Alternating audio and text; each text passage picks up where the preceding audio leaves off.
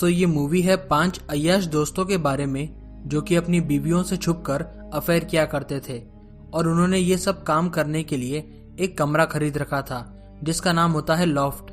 और एक दिन अचानक इस लॉफ्ट के अंदर एक लड़की की लाश इन्हें मिलती है। और दोस्तों यहाँ से मूवी में बहुत बड़ा ट्विस्ट आता है और इन सभी लोगों की जिंदगियां बदल जाती है। तो दोस्तों इस मूवी में जानने वाली बात यह है कि इस लड़की की लाश इस कमरे में आई कैसे और इस लड़की को यहाँ पर किसने मारा था। दोस्तों ये बहुत ही जबरदस्त मिस्ट्री और थ्रिलर से भरपूर मूवी है, तो इसे लास्ट तक जरूर देखिएगा। मूवी की शुरुआत होती है और हमें विंसेंट नाम के आदमी को दिखाया जाता है। विंसेंट पुलिस वालों को अपना बयान दे रहा होता है और यहाँ पर हमें फ्लैशबैक में पुरानी कहानी दिखाई जाती है जहाँ पर ल्यूक जब लॉफ्ट में आता है तब ल्यूक को यहाँ पर एक लड़की की लाश मिलती है जिसे देखकर वो काफी डर जाता है और यहाँ पर वो अपने सभी दोस्तों को कॉल करके बुला लेता है। इसके बाद यहाँ पर विंसेंट आता है। विंसेंट भी लड़की की लाश को देखकर काफी डर जाता है और फिर कहानी फिर से शिफ्ट होती है प्रेजेंट के टाइम में, जहाँ पर ऑफिसर ल्यूक से पूछता है कि तुम उस दिन कहाँ थे जब ये मर्डर हुआ था। ल्यूक उस समय पर अपने एक दोस्त के साथ में डिनर कर रहा था। ऑफिसर यहाँ पर जो भी बातें पूछ रहा है वो सारी मर्डर हो जाने की बात की कहानी है।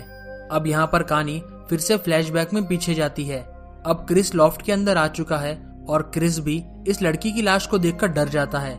क्रिस कहता है कि हमें पुलिस को इन्फॉर्म करना चाहिए, लेकिन यहाँ पर उसके सभी दोस्त मना कर देते हैं और वो कहते हैं कि रुको, हमें ही मिलकर ये ढूंढना होगा कि इस लड़की का कातिल कौन है। हो सकता है कि हमारे में से ही किसी ने इस लड़की को मार दिया हो। इसके बाद में लॉफ्ट में मार्टी आता है और यहाँ पर उनके फिलिप्स नाम का जो दोस्त होता है उसको कॉल नहीं लग रहा था। तब यहाँ पर सभी का शक फिलिप पर ही जाता है कि शायद उसी ने ही इस लड़की को मारा होगा। अब यहाँ इन सभी के बीच में बातें चल रही होती है। ये लोग कहते हैं कि कमरे का अलार्म किसने बंद किया, क्योंकि अगर कोई चुपके से अंदर घुसेगा तो यहाँ पर अलार्म बजना चाहिए था और इस लॉफ्ट का कोई भी खिड़की या दरवाजा खुला हुआ नहीं है। तो आखिरकार इस कमरे में आया कौन होगा। दोस्तों मैं आपको बता दूं कि इस कमरे के अंदर आने के लिए 5 चाबियां होती है और वो चाबियां इन सभी 5 दोस्तों के पास में होती है।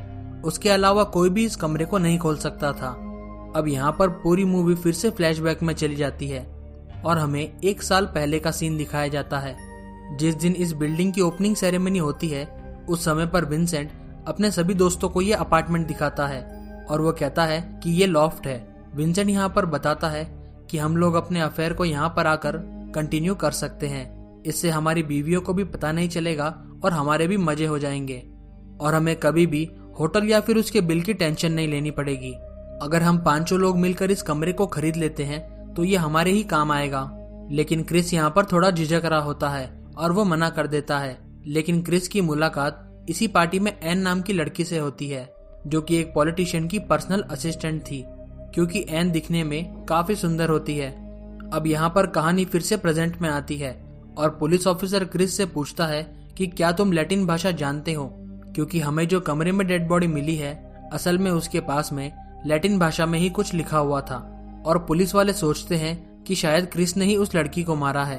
क्रिस कहता है कि मैंने ये सब नहीं किया है क्योंकि मैं लैटिन भाषा अच्छी तरीके से जानता हूँ और जिसने भी उस लड़की के पास में ये खून से लिखा हुआ है उसने असल में गलत लिखा है। यहाँ पर क्रिस कहता है कि तुम चाहे तो मेरे भाई फिलिप से पूछ सकते हो और यहाँ पर हमें पता चलता है कि फिलिप जो होता है वो असल में क्रिस का भाई था।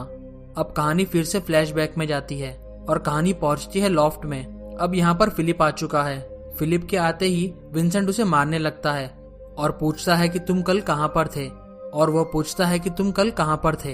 यहाँ फिलिप बताता है कि कल तो वो अपने ससुर के साथ में था, वो चाहे तो उसके ससुर से इस बारे में पूछ सकता है और उसने रात को उन्हीं की फैमिली के साथ में डिनर भी किया था। फिलिप यहाँ पर विंसेंट पर काफी गुस्सा हो जाता है। वो कहता है कि तुम सबके बारे में पूछ रहे हो, लेकिन तुम ये बताओ तुम कल रात को कहाँ पर थे। विंसेंट बताता है कि मैं अपने घर पर ही था, लेकिन मैं इसका सबूत कुछ भी नहीं दे सकता क्योंकि मेरे घर पर कोई भी नहीं था। अब कहानी यहाँ पर फिर से पीछे की तरफ जाती है जहाँ पर फिलिप की शादी हो रही होती है।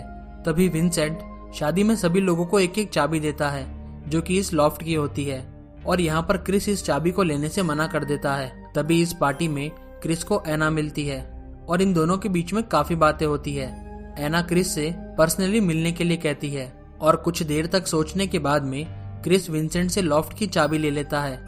विंसेंट यहाँ पर लॉफ्ट के कुछ नियम बताता है, जैसे कि अगर कोई भी लॉफ्ट को यूज करेगा तो उसे सबसे पहले दूसरों को बताना पड़ेगा ताकि कोई भी वहां पर ना जाए। और अब कहानी फिर से लॉफ्ट के अंदर आ जाती है। विंसेंट यहाँ पर सभी को अपनी चाबियां दिखाने के लिए कहता है। सभी लोग अपनी चाबी दिखा देते हैं, लेकिन क्रिस के पास में अपनी चाबी नहीं होती है क्योंकि क्रिस ने अपनी चाबी एना को दे दी थी। क्रिस यहाँ पर एना से काफी ज्यादा प्यार करने लगा था और ये लोग रोज ही मिला करते थे। एना ने अपने बारे में सब कुछ बता दिया था। उसने बताया था कि वो पैसे लेकर दूसरों के साथ में सोती थी, लेकिन अब उसे क्रिस से सच्चा प्यार हो चुका है। इसीलिए क्रिस ने एना को इस कमरे की चाबी दे दी थी और उसने एना से कहा था कि वो सिर्फ उसके साथ ही सोएगा। फिर विंसेंट यहाँ पर इस लाश की शक्ल देखता है और वो लड़की की शक्ल देखते ही काफी डर जाता है क्योंकि ये लड़की सैरा होती है। क्योंकि सैरा कुछ ही दिनों पहले एक पार्टी में ल्यूक, विंसेंट और मार्टी से मिली थी। सैरा विंसेंट को काफी पसंद करने लगती है। सैरा यहाँ पर दिखने में काफी खूबसूरत होती है और सैरा विंसेंट को पहले ही नजर में प्यार करने लगती है। अब ये दोनों लोग पूल में उतरकर एंजॉय कर रहे होते हैं, लेकिन ल्यूक को ये सारी चीजें पसंद नहीं आती क्योंकि ल्यूक को भी यहाँ पर सैरा काफी पसंद थी, लेकिन उसने ये बात कभी भी नहीं बताई थी। इस मर्डर से एक दिन पहले सैरा विंसेंट को शादी करने के लिए प्रपोज करती है, लेकिन विंसेंट उसे सॉरी बोलकर वहां से चला जाता है। वो कहता है कि वो ये शादी नहीं कर सकता है। और यहाँ पर कहानी फिर से प्रेजेंट में आती है।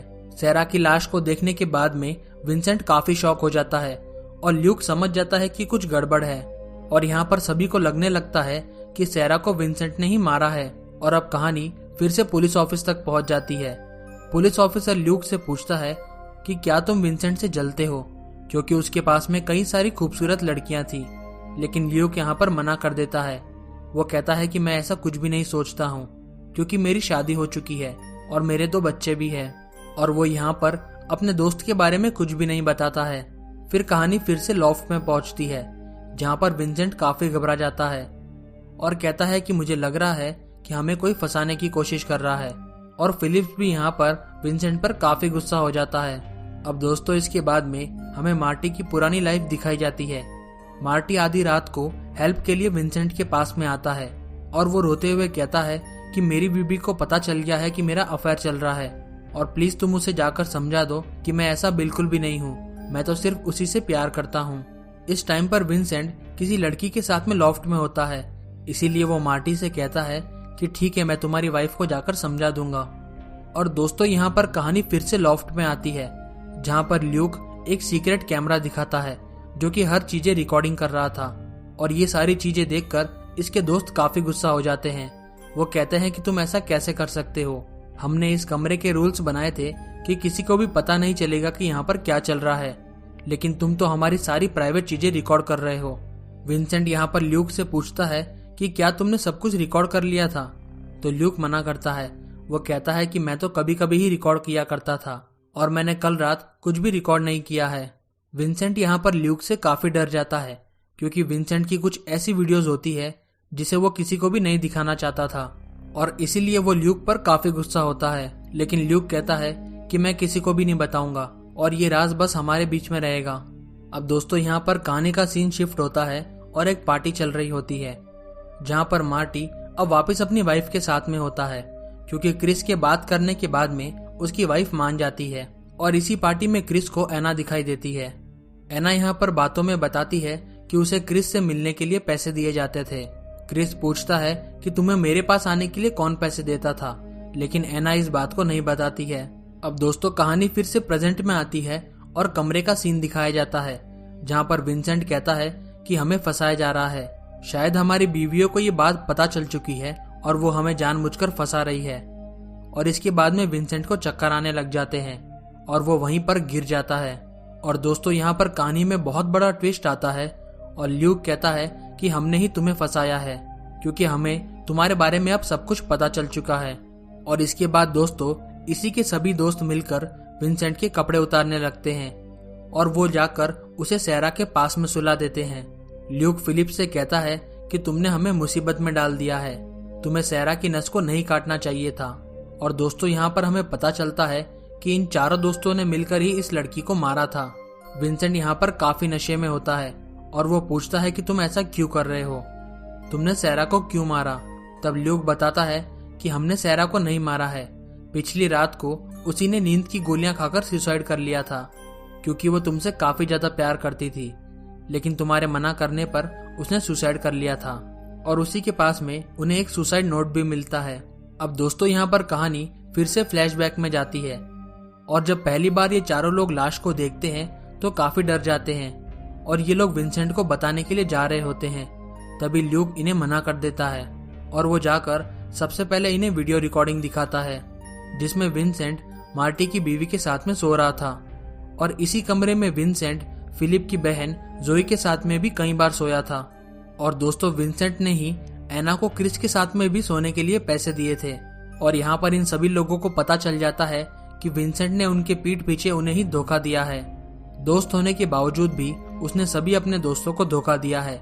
और ये सारी वीडियो देखने के बाद ये सभी लोग काफी गुस्सा हो जाते हैं, और ये लोग विंसेंट को फंसाने का प्लान बनाते हैं।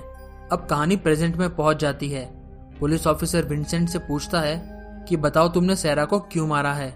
विंसेंट कहता है कि मैं तो बेकसूर हूँ, मुझे मेरे दोस्त जानबूझकर फंसा रहे हैं, और उस लड़की का मर्डर नहीं हुआ है, उसने तो सुसाइड किया था। लेकिन पुलिस ऑफिसर बताते हैं कि उस लड़की का मर्डर हुआ है, क्योंकि उसके हाथ की नसें कट चुकी थी। और ये सब जानने के बाद में क्रिस काफी ज्यादा शॉक हो जाता है। सबको तो यही पता था कि लड़की की मौत सुसाइड की वजह से हुई थी।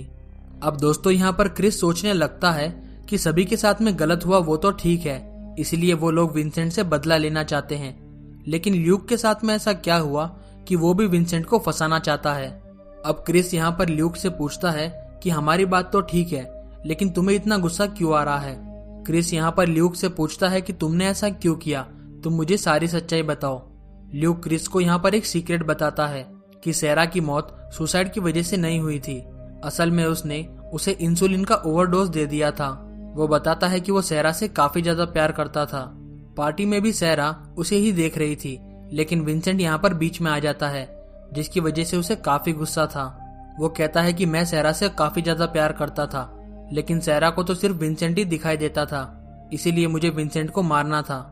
ल्यूक यहाँ पर कहता है कि विंसेंट के जाने के बाद में मैं सैरा से मिलने के लिए आया था, और मैंने उसके शराब में दवाई मिला दी थी, जिसके बाद वो बेहोश हो गई, और उसी के बाद मैंने इंसुलिन का ओवरडोज देकर उसे मार दिया था।